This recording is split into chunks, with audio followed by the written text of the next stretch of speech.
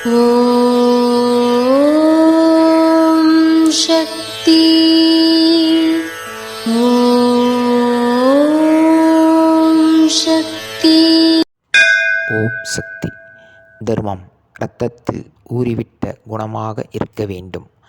தீபாவளி போன்ற விழாக்காலங்களில் மட்டுமே பிறருக்கு உதவி செய்வது, தர்மம் செய்வது என்னும் கருத்தை மாற்றிக்கொள்ள வேண்டும். தர்மம் செய்கிறோம் என்று வாயால் மட்டும் சொல்லாமல், உண்மையிலேயே தர்மம் செய்வதிலேதான் பயன் வரும், நம்பிக்கை வளரும். இது அன்னையின் அருள்வாக்கு. குருவடி சரணம், திருவடி சரணம்.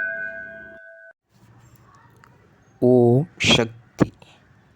சக்திகளே, உங்களுடைய கருத்துக்கள் மற்றும் அனுபவங்களை கீழ்காணும் மின்னஞ்சல் முகவரிக்கு வீடியோ வடிவிலோ ஆடியோ வடிவிலோ எங்களுக்கு அனுப்பவும்.